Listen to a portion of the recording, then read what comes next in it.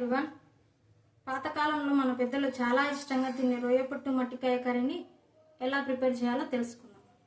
అందుకు కావాల్సినటువంటిది 1.5 cup రొయ్యపట్టు, 1 cup మట్టికాయలు. మా కడప వాళ్ళు వీటిని మట్టికాయలు అంటారండి. చాలా ప్రాంతాలలో అందరూ గోరుచిక్కుళ్ళని కూడా పిలుస్తారు. ఈ రెండింటి పదార్థాలకు సేమ్ పోషకాలు ఉంటాయండి. ఇక్కడ ఉన్నటువంటి రొయ్యపట్టు, మట్టికాయ పోషకాలు ఏంటంటే వీటిని పోషకాల గని అంటారండి. అవి ఏంటంటే ప్రోటీన్స్, విటమిన్స్, జింక్ మరియు అయోడిన్ పుష్కలంగా ఉంటాయండి ఈ రెండింటిలో. అంతేకాకుండా గుండెకు మంచిది, బరువు తగ్గాలనుకున్న వాళ్ళకు మంచిది, ఎముకలకు బలము, జుట్టు మరియు చర్మానికి కూడా ఈ రెండు చాలా మంచిదండి. అందుకు కావాల్సినటువంటి ఇంగ్రీడియంట్స్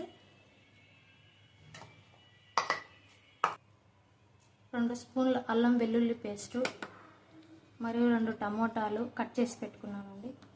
అందుకు కావాల్సినటువంటి మసాలాలు 2 స్పూన్ల కారం పొడి, 1 స్పూన్ ధనియాల పొడి, 1 spoon garam masala, 1/2 spoon turmeric powder, 2 స్పూన్లు కొబ్బరి పొడి, కొంచెం కొత్తిమీర, కొంచెం కరివేపాకు, గుప్పెడు పల్లీలు. వీటిని దోరగా పెట్టుకోవాలండి.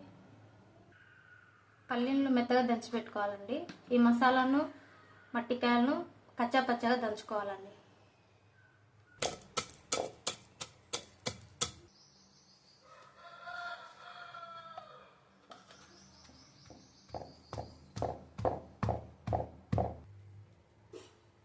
కడాయి వేడెక్కిన తర్వాత 2 టేబుల్ స్పూన్ల ఆయిల్ వేసుకొని అందులో ముందుగా ఆయిల్ హీట్ అయిన తర్వాత అల్లం వెల్లుల్లి పేస్ట్ వేసుకోవాలండి. అల్లం వెల్లుల్లి పేస్ట్ పచ్చివాసన పోయిన తర్వాత టమోటాలు వేసుకోవాలి.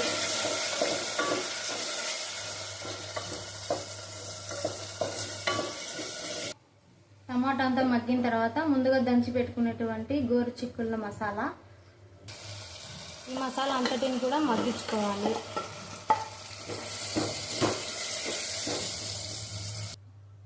మసాలా మగ్గేలోపు ఈ రొయ్యపొట్టుని 2-3 టైమ్స్ వాష్ చేసుకోవాలి.